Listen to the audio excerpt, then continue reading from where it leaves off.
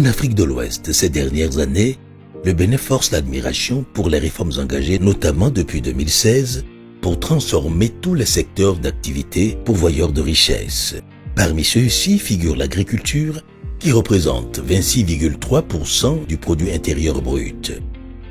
Depuis lors, un vent nouveau souffle sur les campagnes car le Bénin a fait le choix d'investir dans son agriculture, ses terres et ses producteurs avec un ratio des dépenses publiques qui dépasse chaque année les 10% du budget général.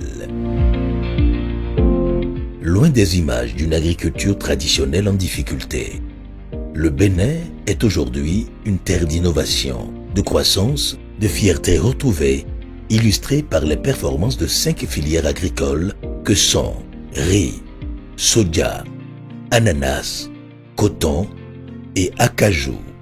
Depuis 2016, le gouvernement du Bénin s'est engagé dans une politique ambitieuse pour asseoir les bases d'une véritable diversification de la production agricole.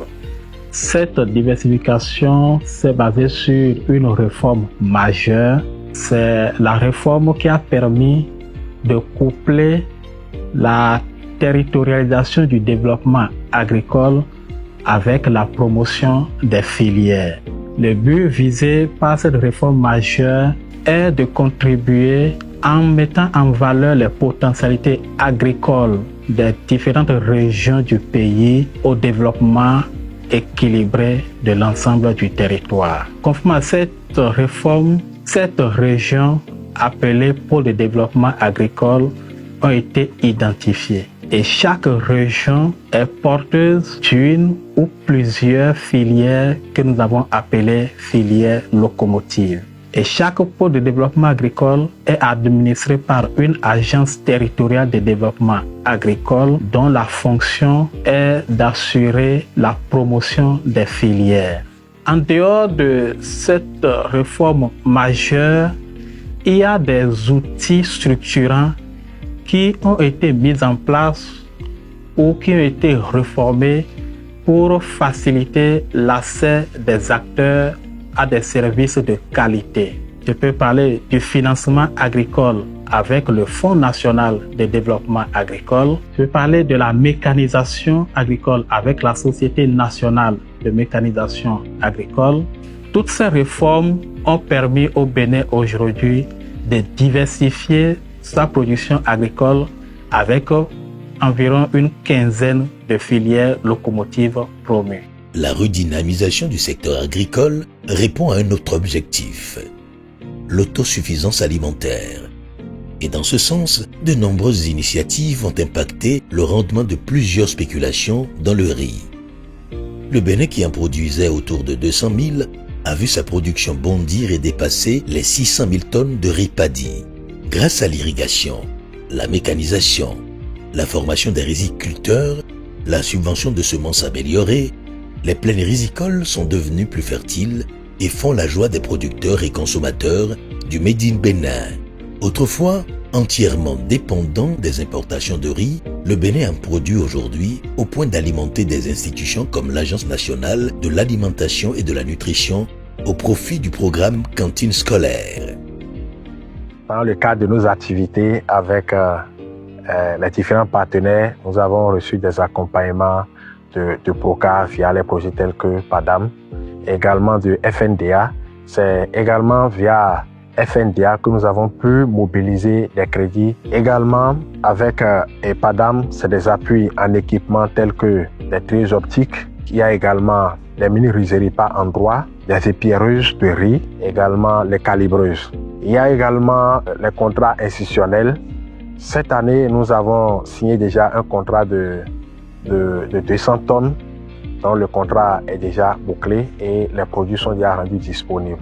Ici, nous sommes sur le site de Glasgow et derrière moi, c'est le stock de ananas que nous avons fait dans ce magasin-là, qui met en place des vues pour les cantines scolaires, c'est-à-dire les écoliers.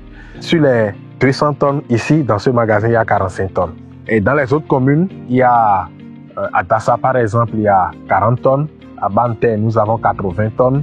Et à Ouest et Ogoudo, nous avons 35 tonnes, ce qui fait les 200 tonnes que nous avons au profit de Anan. Aujourd'hui, nous remercions le gouvernement.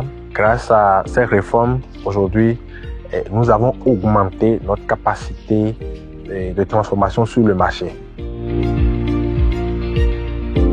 Parmi ces cultures dont la production croissante étonne, il y a aussi le soja.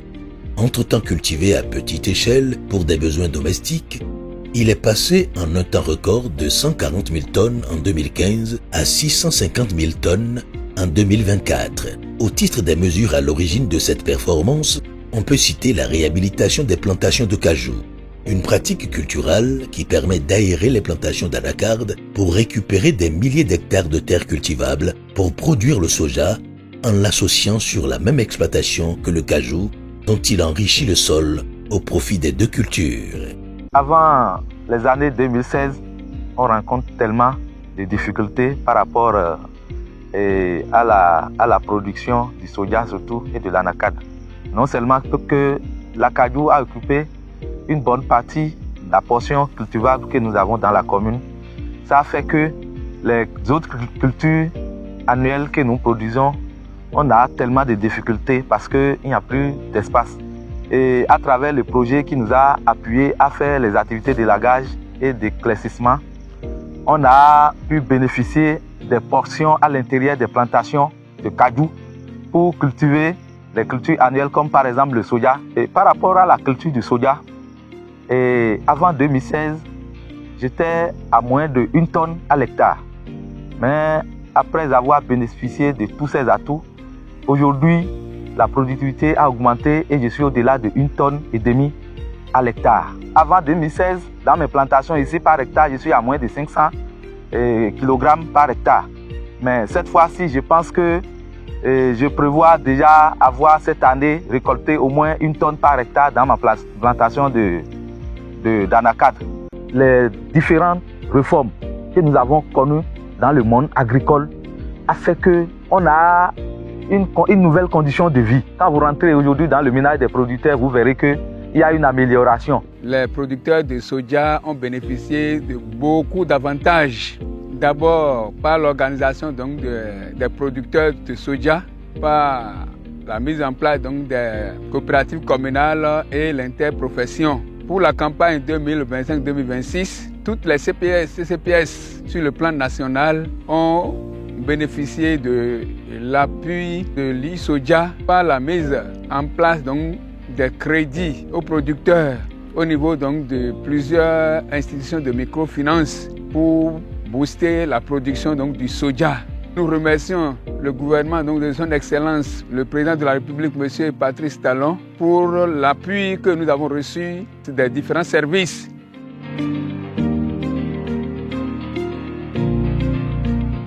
La filière anacarde, pour laquelle le Bénin est 4e producteur en Afrique, avec 225 000 tonnes au titre de la campagne 2024-2025, enregistre aussi des performances. Derrière cette percée, il y a la mise en place d'un programme de réhabilitation des anciennes plantations et l'installation de nouvelles, la formation des pépiniéristes pour la production de plants performants. L'objectif à court terme est d'atteindre les 300 000 tonnes afin d'approvisionner en matières premières les industries locales. Autrefois vendue brute sur le marché international, la noix de cajou du Bénin ne sort plus. Désormais, elle est transformée à la GDIZ, grâce à 5 unités capables de traiter 120 000 tonnes de noix de cajou par an, avec un objectif à court terme de 200 000 tonnes sur la même période. Un choix qui apporte une plus-value à l'économie nationale, créer des milliers d'emplois au profit des jeunes, fiers de voir le cajou du Bénin en produit fini exporté sur le marché international.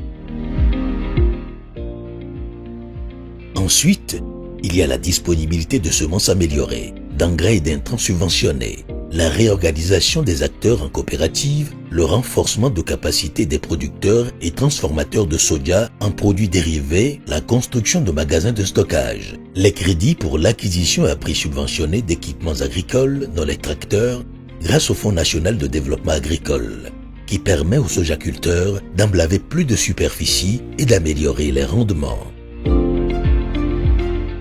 À tout ceci, il faut ajouter la politique incitative de prix pratiquée par la Société d'investissement et de promotion de l'industrie exploitant la zone industrielle de Glodjibé et qui constitue pour les sojaculteurs une garantie de rachat de toute la production nationale pour sa transformation locale. Par exemple, mon tracteur FNDA pour Sonama Posin Dali. Au moins, il est pour bien à 25 millions. Mais il y a 0 subvention de à peine 15 millions. Bon, Kosunka boy pour 4 millions 300 bon na sombo et na fo. No do soja da pa lo po. E no ya do ta ro pojo. E no ya bo na mo 800 ro ton no ta ro poja. 800 kilo e ya. Mais si vous ne traitez pas bien le chemin ni bon, on a les glio. No do jinu ko mi de so mi ko jo mi na moro e wu kanji. Pe de o me on. Do e ta pojo na do mon une tonne 300, une tonne 400. Oui, on me dit, je m'en vais une tonne 500, une tonne 600. Ni soja cheyon, boni yabi, o plevo dati même ton bio. No beru magasin, bono yo sipi. Ni yo et no do prix niveau et dio. Ni mako prevo janzan kwe dian, et no akon le agban de beru magasin, bono yi. Ba pre ya ko boni yo et no do bono se stratégie. Bono berei magasin tondo saval fene boy no pese bono nami bodero après no yi kwe encho ma ton wiwa o soja en doko yo me o enanu e ba ndi o boni saba kwe wa lo che me o nu kon ton sonama sin akwe kula lo che me o asun gegede me bode epo mvo ma kuma fi bo na bo ko bona gba kwero koro Savalu ni bravo ni ko ni ji agbomio agba ko fune ndogbe nu a che pipa parti talenton do ena cheni bo etre gosin fine dion me na do fune on ena edison ale vo wazo bo eni ma ka no zoro to tonwo akwe zando gre me on mi sukuro mi mo kan de wa ye ekwe nu mi wu teni ya ma amo ko itonu akwe mi mo eyila nous quand ça non mo kwe ça non mo kwe bono yi amo soja we mi no blo me amo soja fe wa bo mi no blo pe de we ne no pe video ki lo to enne mo we mi no blo ro artista we gbero po iwa yo mi do me na wa gwa lo ka mi ro fi pe de mo mi do to ko jo ko gbero po titan wa o be ko wa tí èmi wá mọ ọ̀rọ̀ fi gbangban we lo ne ewe wa gba ko nu mi lo fi uzu han wa gbo exam te ton me o esu po ro we nu mi no sa mo e no di sa alo gugu wa go nu mi o mi wa moro amode mi no da e ko uzu amo si pe bo don to ko bijan mo bo no itogudo afi o ka di sa down bo don mi tre so sa kilo nko da eno pe ya ile edo azome iwe ofine ja mi no de ono so jobo eno azome na mi jena doko ni Patrice Talon do zikpo de o eni le nu kan hu le de gan de vivinu mi me bija wa to me o jinja yin o blo alode blo ni mi te yon nu le a lo yon le vivinu mi kan. Au Bénin, la production de l'ananas, le fruit roi, se comporte bien. Son marché à l'international est en pleine expansion. Le gouvernement, qui prend toute la mesure des avantages qu'offre cette filière au Bénin, 4e producteur d'ananas en Afrique, joue pleinement sa partition. Le pays qui a produit 244 000 tonnes en 2016 affiche à présent un volume annuel d'ananas frais de 450 000 tonnes. Longtemps cultivé sur les terres du pôle agricole 7, notamment Alada, Tori, Zé, Zivier, Tofo, Serhoué et environ, la production de l'ananas est aujourd'hui en pleine délocalisation vers les zones d'extension identifiées dans le pôle agricole 4. Nous sommes ici dans la commune de Djidja sur une exploitation témoin où nous sommes en train de mettre en place un dispositif pour rassurer les producteurs qu'on peut bel et bien produire de l'ananas dans les zones d'extension. Tel que vous voyez, nous sommes en train d'emblaver une superficie de 100 hectares d'ananas. Et c'est le lieu aussi de remercier la TDA et puis le projet PACOFID qui, en son temps, nous ont réalisé un peu de dessouchage la boue avec la mise en terre. C'était l'année passée. Du fond du cœur et d'une manière très honnête, je vois une très grande volonté politique d'accompagner les filières.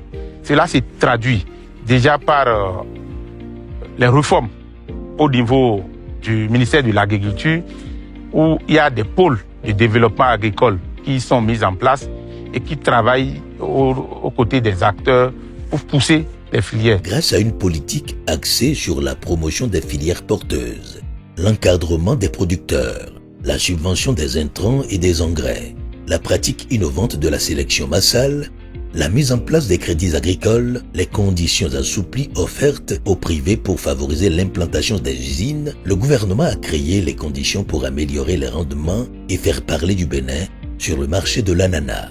On s'approvisionne sur le plan local, surtout pour ce qui est de l'ananas, plus de 100 tonnes par semaine consommées. Ce que nous faisons, c'est de la découpe.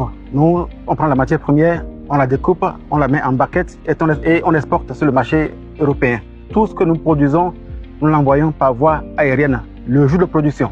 Et ça va à destination et le lendemain, c'est dans les rayons des supermarchés européens. Je vais vous dire que si nous sommes là aujourd'hui, avec 800 personnes qui travaillent ici, parce qu'au total, on est 800 employés ici. C'est en grande partie à cause de la dynamique qui est en cours au Bénin.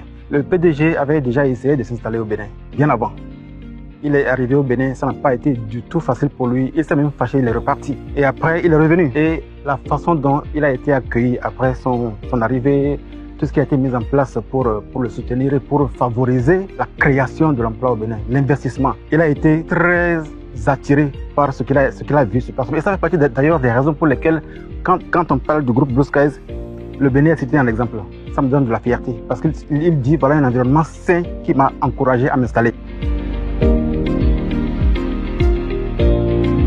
Alors, regardez, à te dire gonmio.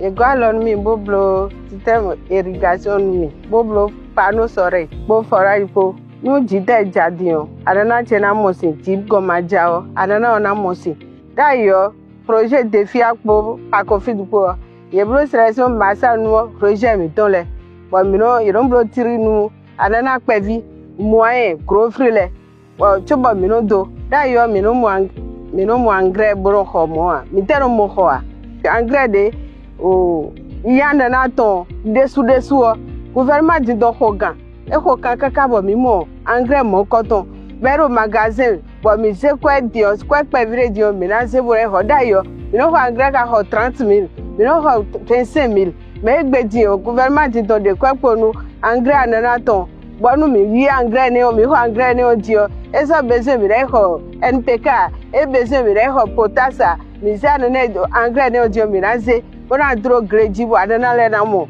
nduru dagbe ati akpipa ntoku da zoni azode wala nana se côté o si doku ni foa gouvernement dit to weso bondo usine pour ti we gba usine fi do jibro de gbedi o ti we bloa gouvernement dit to weso bomo usine we ne bo nweyin gudo usine o tole o gouvernement dit to we blo bondo équipement de do ho sabora zo wa dinle o gouvernement dit to weso bomo Nigeria mi no sa ananado o Nigeria no yi agbaro mi si town o aki devo le wa ira no yi aki marché local le bi no yi bruska no yi camion le gbedion camion le o je iwaji bo je anana mi ton le yi don aki yo edo nu kan yiwe anana da yo mi le gele ton aki yo no do tagbaru mi no si sa no wa yi pete amo igbedion aki yo edebo mi no sande mi.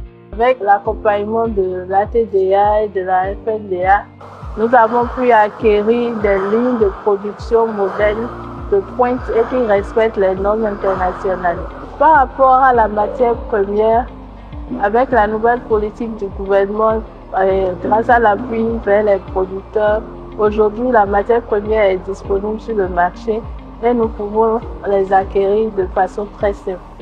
L'entrepreneuriat n'est certes pas simple, mais j'exhorte quand même les entreprises et la place à pouvoir se rapprocher des organismes que le gouvernement a mis en place pour les booster un tant soit peu dans l'évolution de leurs activités et dans l'augmentation de leur chiffre d'affaires. Quand on s'engage un tant soit peu avec l'État, on finit par avoir le résultat qu'on veut. Nous sommes un plus produit du gouvernement, nous sommes un plus produit de la FNDA qui nous a soutenus depuis le début et qui nous aide au quotidien pour qu'on puisse atteindre nos objectifs.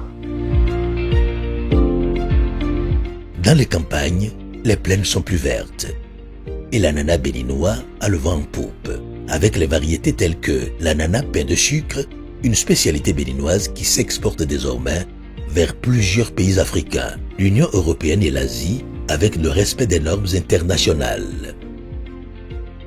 Premier pays producteur de coton-graine en Afrique, avec plus de 637 000 tonnes au cours de la campagne agricole 2024-2025, le Bénin mise sur l'or blanc, qui représente à lui seul 40% de son PIB.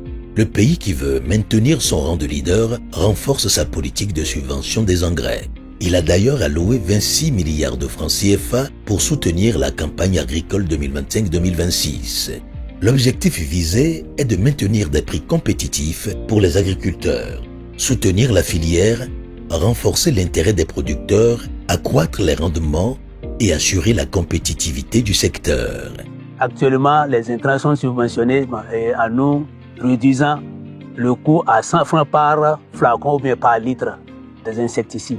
Par rapport à ça, même si on associe, on rassemble maintenant les 100 francs par litre ou bien par flacon de produit, vraiment c'est très important. Je faisais le coton avant, je trouvais au moins 1,5 tonne à l'hectare ou 1 tonne 200 comme ça. Mais actuellement, je suis sûr que je peux avoir plus de 2 tonnes ici. Si la production marche, l'apport de l'argent, là, ce serait rapide. Et si vous avez de l'argent, vous êtes obligé d'investir. Même ici, c'est ma femme. Si je vous montre ma maison en tant que salle comme ça, vous allez dire que non, c'est pas moi. Même si vous allez en ville, ça, on ne va même pas vous montrer ça. D'abord, déjà à l'entrée, en tout cas dans la commune, il n'y a pas un arrondissement qui n'a pas une école, collège. Et c'est les producteurs eux-mêmes qui ont construit ça. Et bien construit, bien clôturé avec la résidence du directeur, avec le bureau des professeurs dans toute la commune de Banikoa, tous les arrondissements. Ça fait que la ville même jusqu'aux hameaux ont changé. C'est grâce au président, M. Patrice Talon. Avant son arrivée, Banikoa n'était pas comme ça. Les subventions, la réorganisation des acteurs en coopérative et leur encadrement, la modernisation des usines d'égrenage, ainsi que les crédits aux producteurs pour l'acquisition d'équipements agricoles constituent des mesures qui assurent sur la durée la disponibilité de la matière première pour l'exportation et surtout la transformation au plan local pour la création des emplois, notamment au sein de la zone industrielle de Glodigbe, GDIZ. Fleuron de l'économie béninoise en pleine expansion, la GDIZ dispose de 3 unités intégrées capables de transformer 40 000 tonnes de coton par an, un volume qui représente 12% de la production nationale. Cela signifie que plus de 80% de coton béninois est toujours exporté sous forme brute. Face à cela, le Bénin se fixe un objectif à court terme, déployer jusqu'à 30 unités intégrées pour transformer presque la totalité du coton produit. Le Bénin pourrait alors générer jusqu'à 6 milliards de dollars US de revenus par valeur ajoutée, avec une valeur marchande totale estimée entre 12 et 16 milliards de dollars US pour la filière coton, pour plus de 250 000 emplois rien que dans le secteur du textile. Les performances enregistrées par le Bénin au niveau du secteur agricole ces 10 dernières années font écho et lui valent des distinctions sur la scène continentale. Au terme du processus de la 5e revue biannuelle de cet engagement pris par les chefs d'État et de gouvernement à Malabo, le Bénin obtient la note de 7,15 sur 10. Il a fait un progrès de 66% sur la décennie de 2015 à 2024. Le Bénin est donc classé premier dans l'espace CEDEAO et 5e des nations africaines qui affiche une agriculture performante. En effet, cette performance, c'est le fruit des réformes opérées et des investissements soutenus consentis par le gouvernement du président Patrice Talon dans le secteur agricole depuis 2016. Ces investissements représentent aujourd'hui, à la fin de 2024, 10,89% des dépenses générales de l'État sur une cible de 10% que s'est fixée l'Union africaine. C'est d'abord et avant tout une planification rigoureuse. C'est parce que le président a une vision très claire de développement à faire et de modèles économique que nous avons choisi pour le faire. La deuxième chose, c'est le suivi rigoureux de cette planification et la mise à disposition des facteurs essentiels. Le premier de ces facteurs, c'est les intrants qu'il faut pour notre agriculture. Le second, c'est aussi la mécanisation, la modernisation de notre agriculture. Le troisième facteur auquel nous sommes attaqués résolument aujourd'hui, c'est la maîtrise de l'eau.